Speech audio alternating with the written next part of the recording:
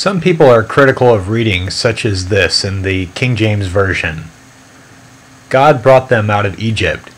He had, as it were, the strength of a unicorn. Critics point out the mythical unicorn and show yet another reason to not trust the Bible. Perhaps because of such claims, other Bible translations substitute the word unicorn for something different. The American Standard Version reads, God bringeth them forth out of Egypt. He hath, as it were, the strength of the wild ox. The word in question is the Hebrew word re'em, which is used a total of 9 times in Scripture. The root word of re'em means to rise, but scholars are honest in admitting that the translation of re'em is not certain. Many people at this point turn to the Septuagint, which translates this one Hebrew word 2 different ways.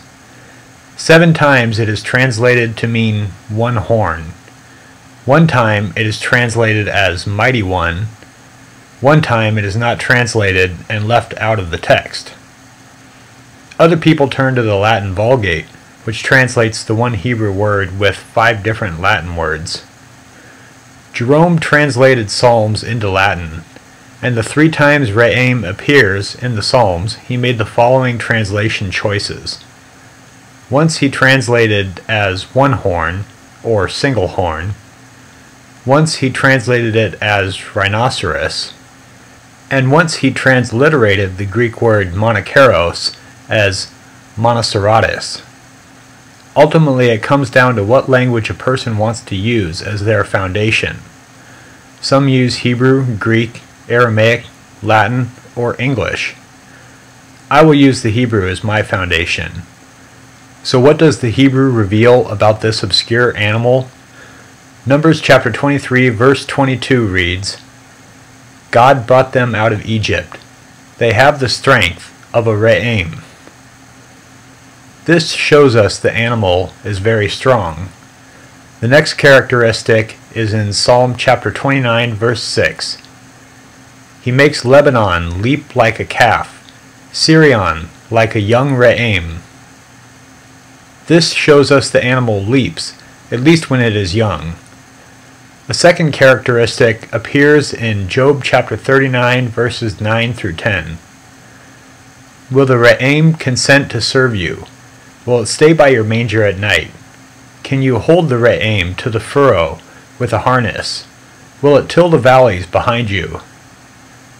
These verses show that the animal was not domesticated.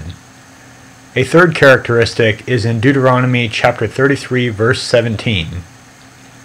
His glory is like the firstling of his bullock, and his horns are like the horns of a re'em. This verse shows us that a singular re'em can have multiple horns. Does this invalidate the idea of an animal with a single horn? Maybe not, because of what it says in Psalm chapter 92 verse 10.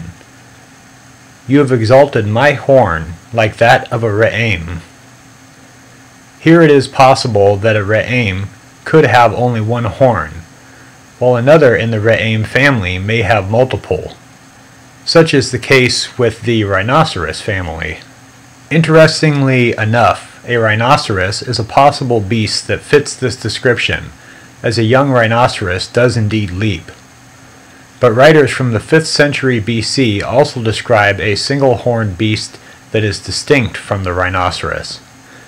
The use of the word unicorn can be drawn from the Greek Septuagint, which chose to translate the Hebrew word re'em with the Greek word monokeros, which means one horn.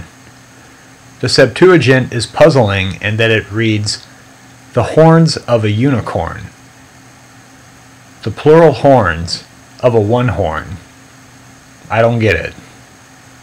The more common use of the word unicorn is from European folklore from the 5th century or later.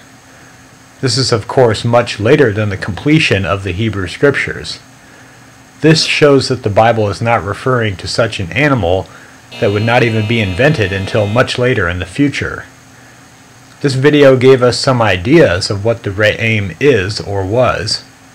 Translations that use the word unicorn are either arrived at from the context, or may be a wrong choice by a translator that failed to distinguish correctly between singular and plural words. As far as I know, the first translation to use the word unicorn is William Tyndale's translation in 1530.